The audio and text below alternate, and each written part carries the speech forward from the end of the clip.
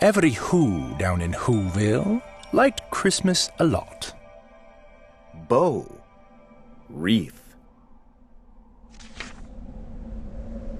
But the Grinch who lived just north of Whoville did not. Cave. Grinch. The Grinch hated Christmas, the whole Christmas season. Now please don't ask why. No one quite knows the reason. It could be his head wasn't screwed on just right. It could be, perhaps, that his shoes were too tight. But I think that the most likely reason of all may have been that his heart was 2 sizes too small. But whatever the reason, his heart or his shoes, he stood there on Christmas Eve, hating the Whos.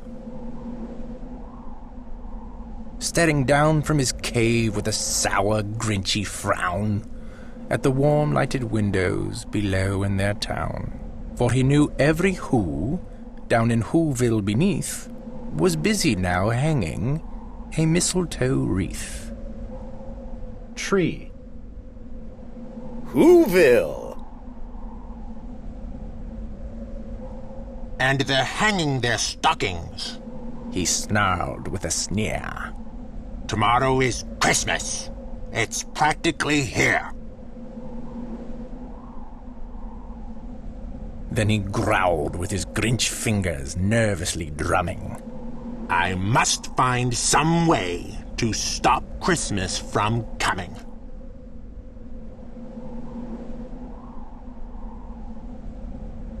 For tomorrow, he knew.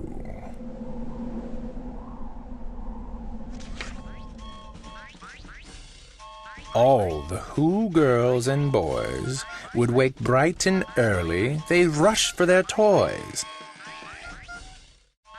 Target. Mary. Doorway. Stilts. Net. Boxes. Bell. Arrow. Jack in the Box. And then, oh, the noise. Oh, the noise, noise, noise, noise! Ball. Racket. That's one thing he hated. The noise, noise, noise, noise. Bow.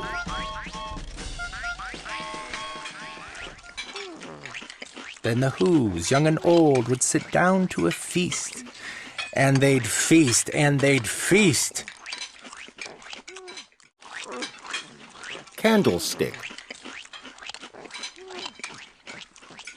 Fruit. And they'd feast, feast, feast, feast.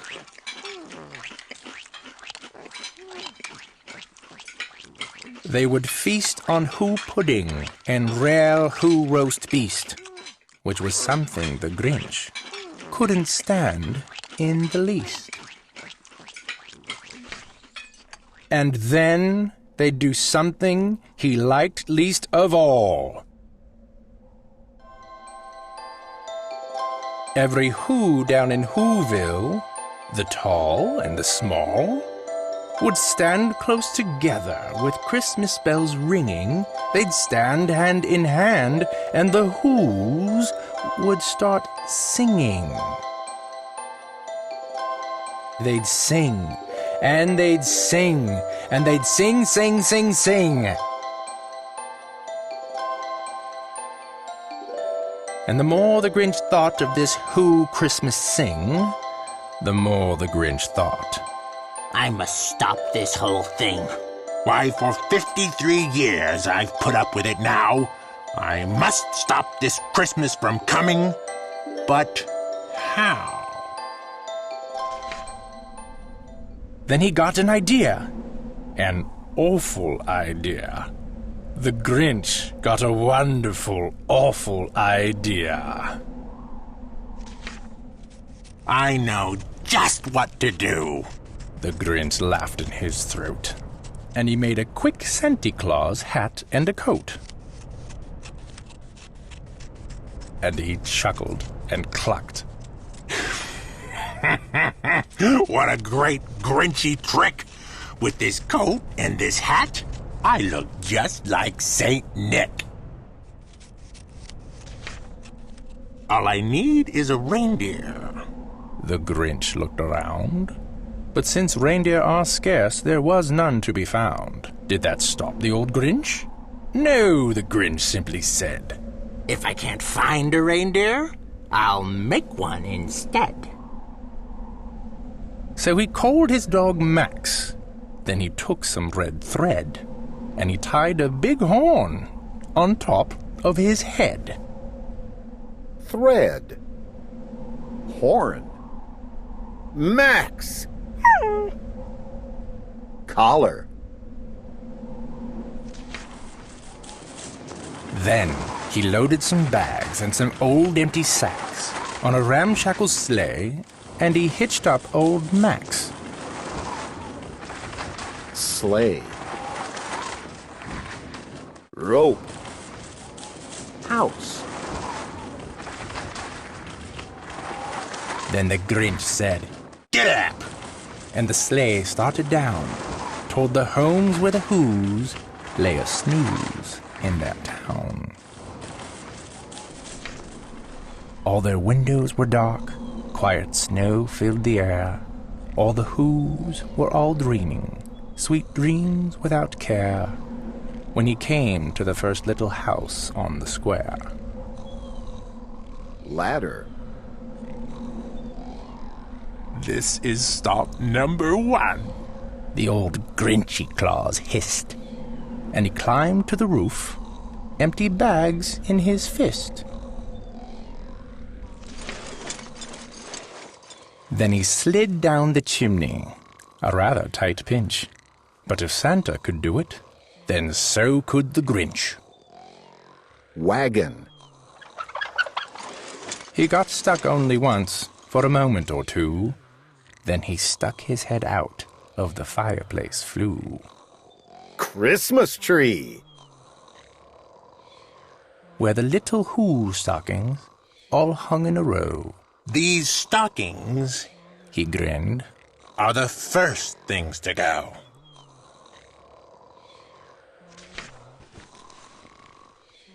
Then he slithered and slunk, with a smile most unpleasant, around the whole room, and he took every present. Pop guns and bicycles, roller skates, drums, checkerboards, tricycles, popcorn and plums. And he stuffed them in bags. Then the Grinch, very nimbly, stuffed all the bags, one by one, up the chimney. Then he slunk to the icebox. He took the Who's feast. He took the Who pudding. He took the roast beast.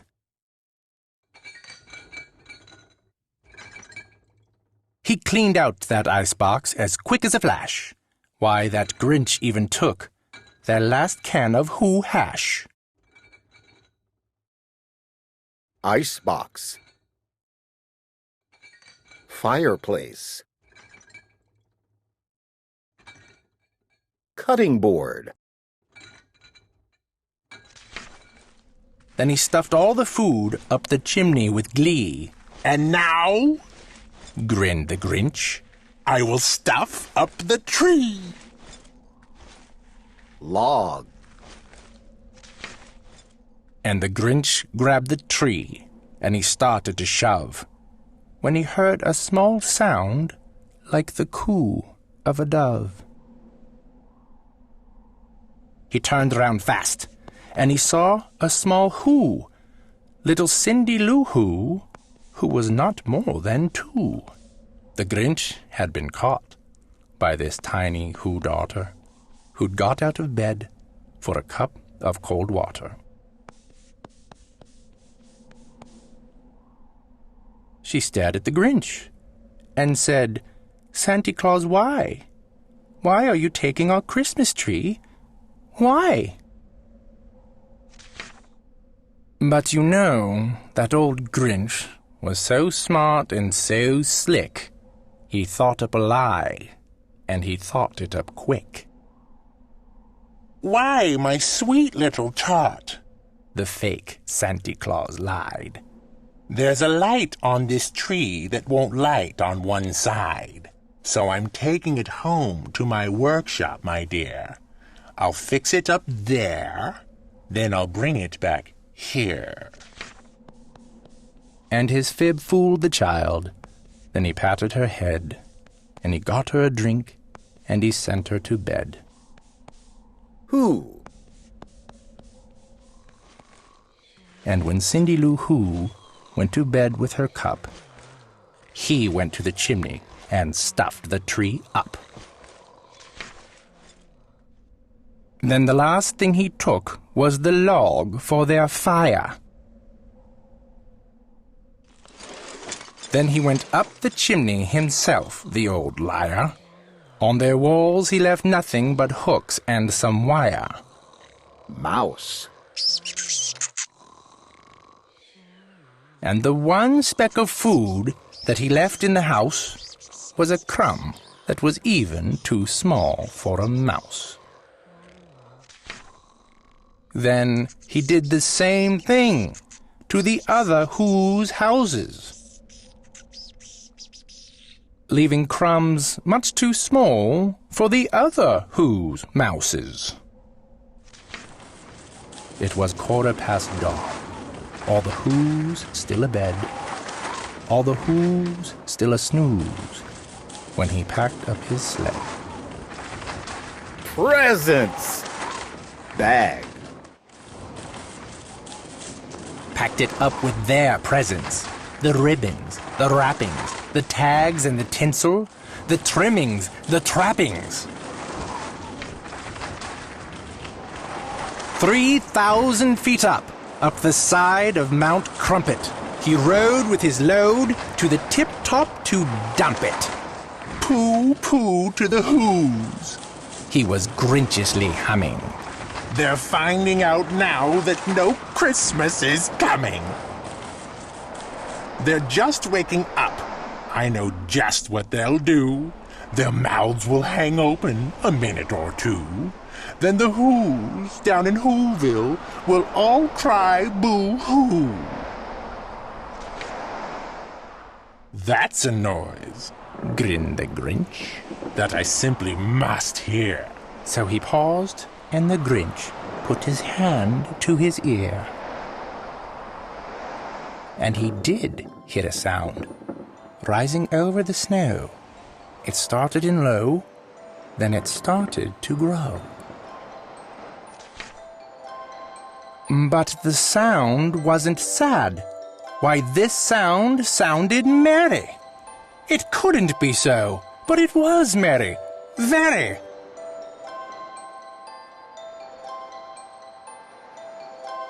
He stared down at Whoville. The Grinch popped his eyes. Then he shook.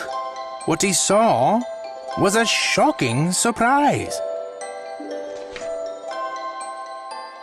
Every Who down in Whoville, the tall and the small, was singing without any presents at all. He hadn't stopped Christmas from coming. It came. Somehow or other, it came just the same. And the Grinch, with his Grinch feet ice cold in the snow, stood puzzling and puzzling.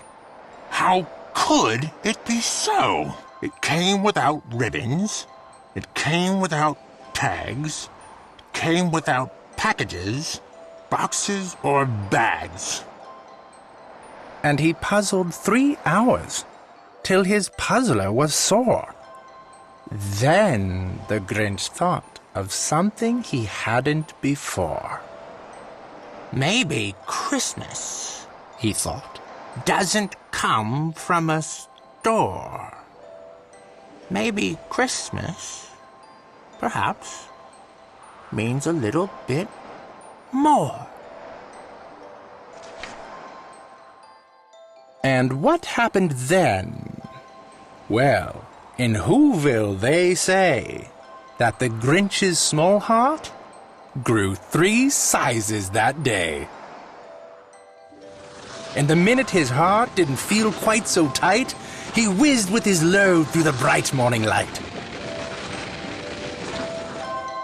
And he brought back the toys and the food for the feast, and he